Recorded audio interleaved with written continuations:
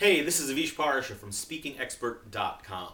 Now, you're probably well aware that referrals are one of the best ways to get more speaking business. When you go to a client, do a great job, they are often well positioned to refer you to their colleagues, other people in their organization, their friends, whatever. These are people who liked you and they're raving about you. You want to get those referrals.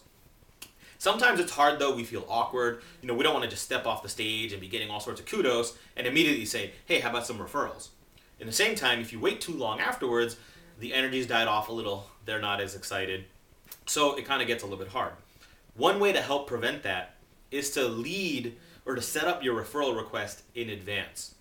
So what I like to do is somewhere in the pre-calls, as we're leading up to the event, drop the idea that I'm going to want some referrals if and when I do a great job.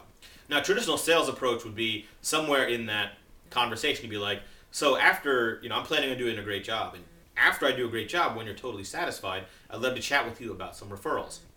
Now, that is totally okay. That is a great way to do it. However, for me, that feels a little salesy and awkward. I'm not saying it's wrong, just doesn't work for me. So I like to be a little bit more subtle and roundabout, but still achieve the same goal. The problem is if you come on too strong about referrals in advance, the client might get worried that you're looking past the event, that all you care about is booking business, not delivering a great job. So one of the things I like to do is beforehand, I'll say to my contact, hey, who do you think I should connect with in the audience while I'm there?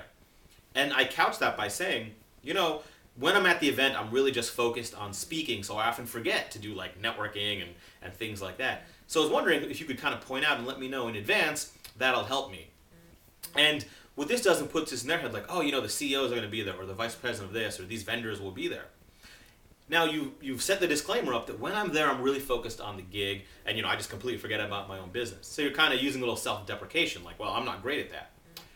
Then they'll tell you some people. That puts in their mind that you will be looking for follow-up business without you having to be as direct as might be a little uncomfortable.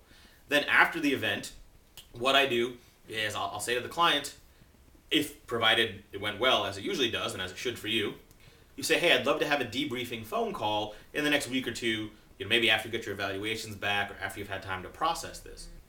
They'll almost always say, yeah, sure, that's fine. And then I'll kind of jokingly say, that's, I'd love to chat with you maybe about some other places I could bring this, or if you know anyone else, or maybe about some referrals. So again, you're not couching it directly as, hey, give me some referrals, but hey, I want to have a debrief conversation. And you have to be honest about that. Right? You want to actually have that debrief conversation. What went well? What could I have done better? What stood out to you? What's the most memorable thing? What's the feedback been? But use that as an opportunity to set up that referral conversation. So doing those two things, setting it up in advance by saying, hey, who should I connect with? And afterwards saying, I'd love to have a debrief conversation. Oh, and in that conversation, I'd love to maybe brainstorm with you a few other people in other departments you think this presentation would be good for. So that's a great way to get more referrals, which are a cornerstone of many speakers' businesses.